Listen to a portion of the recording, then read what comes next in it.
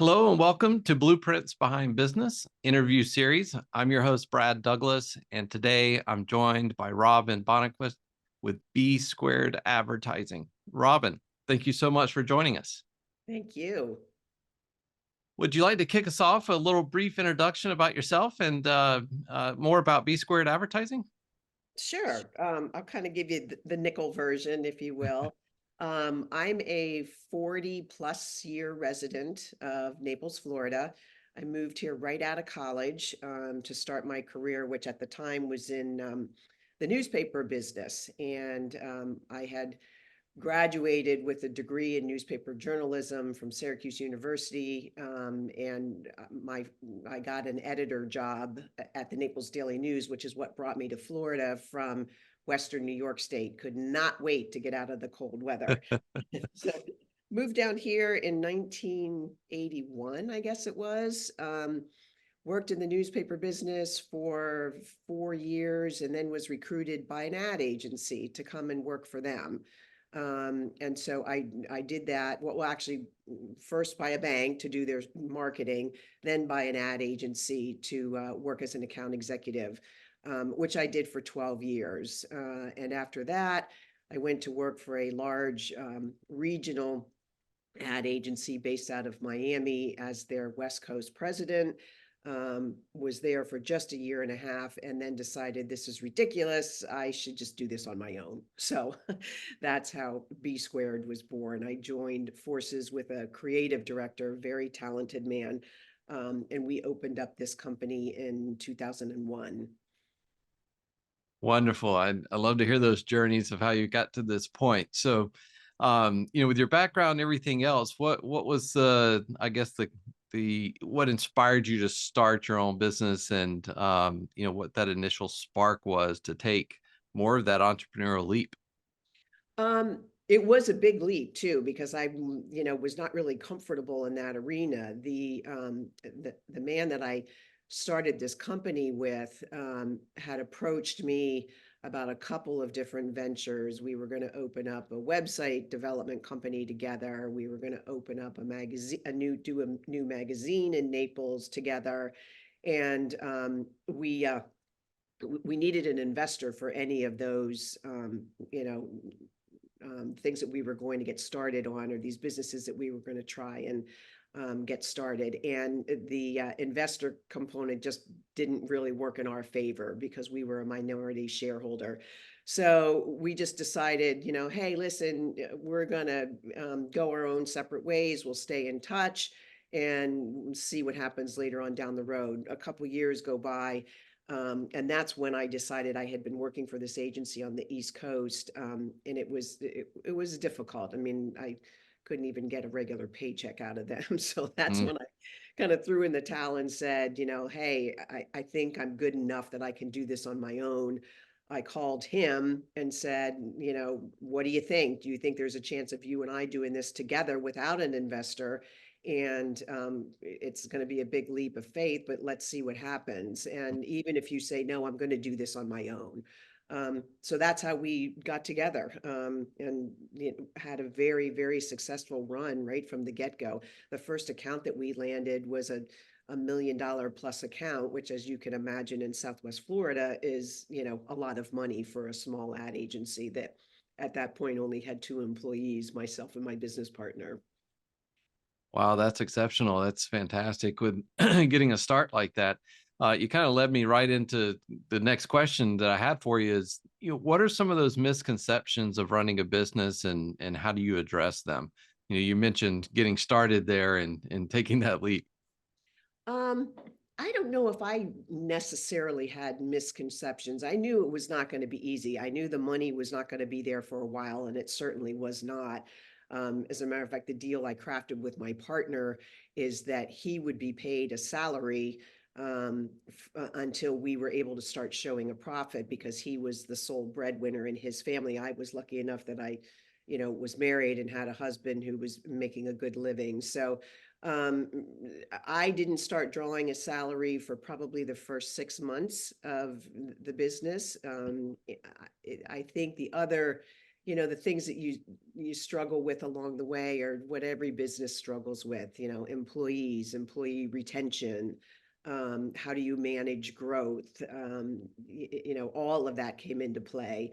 And we just kind of, stumbled along, if you will. I mean, we were right when we opened this company, the internet was just, starting to have a little bit of steam behind it. And that was a real learning curve for us because we were strictly a print and television advertising agency, a little bit of radio too, but those were the arenas that we were most comfortable in. So it took a while for us to wake up and say, if we don't embrace this, then we're going to be left behind. I can understand that. That's great points. So if you think about where you've come over this time period, you just mentioned a little bit more about the change, the internet, websites coming out. How do you stay adaptable and open to change as it's constantly evolving these days? Hire younger, smarter people than I. But seriously, though, I mean, the younger generation is, I mean, they're on top of this and they're, learning it. And I'm learning too, but I'm just, I'm not the technical geek. I'm more on the creative business development side of the company. So I hire really good people that, know that arena and Mhm. can keep me up to speed on what's going on out there.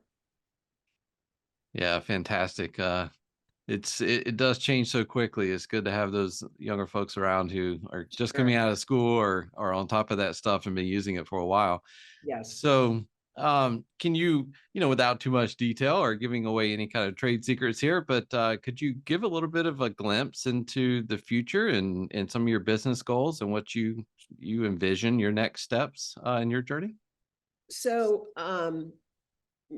I am getting to the age where I would like to, step back, maybe not step away. I just turned 65 last year.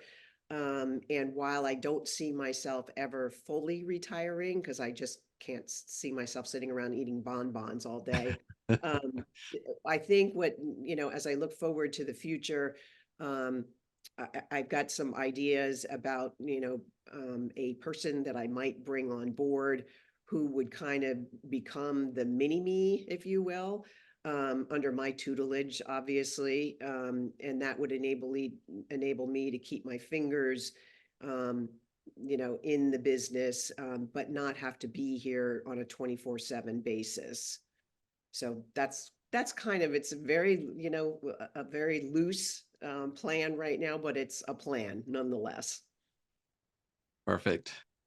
So if you were looking back in those early days, or if you were talking to someone who is wanting to take that entrepreneurial leap, potentially starting their own business, is there any kind of just real great advice or golden nugget that you could give them, or any kind of advice that you would help them out with? One of the things, kind of twofold, I tend to be a bit of a Pollyanna and I look for the good in everyone. That has worked against me at times, not always, but at times. And I think, looking back on my career and my business, that if there were one thing I could change, it would be to maybe trust my instincts a little more. I have had, instincts about, and this is, both on the employee side as well as the client side, where something doesn't sit well with me and I get that little, niggling in the back of my, head telling me that this is probably not the right thing for the company. Had I listened to that earlier, I probably could have saved myself a lot of gray hair, which I now color. Well, great advice there. I really appreciate your time. Is there anything else that you would like to share with the community? No, I guess I would.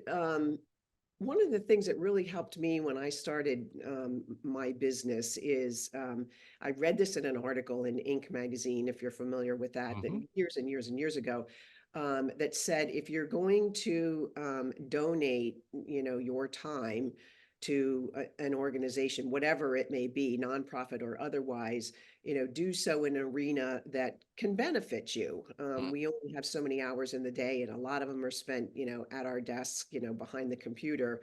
But if you are able to donate time, to, put that time in a place that could actually do your business some good. And I did that very early on, and it really paid off for me. My company does a lot of work in the real estate and development arena. So I got very involved initially, with, the local building industry associations, and then stepped up to the statewide level, and even the national level. And I love it. I mean, I love the mm, people that I've met, and they've been very good to me. And even though I'm not out there pitching my business, to them consistently, they remember me because I've been around, and they know the kind mm. of work that I've done for them on a, pro bono basis. So that would be one, you know, word of advice I might have for somebody who's an entrepreneur. Put your put your work, to work where it's going to do you the most good. Mhm. Fantastic advice. Really appreciate that. Well, Robyn, thank you so much for joining us. It was great to meet you, to learn more about B Squared Advertising. I wish you all the best in your endeavors. And for everyone out there watching, I look forward to seeing you on our next episode. Thank you. Okay. Thank you, Brad.